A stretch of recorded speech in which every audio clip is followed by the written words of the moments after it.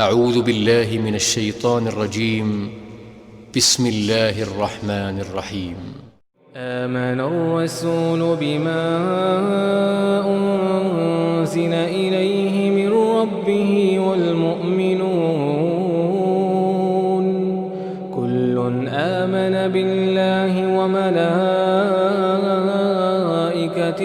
وكتبه ورسله لا نفرق بين أحد من رسله وقالوا سمعنا وأطعنا غفرانك ربنا وإليك المصير.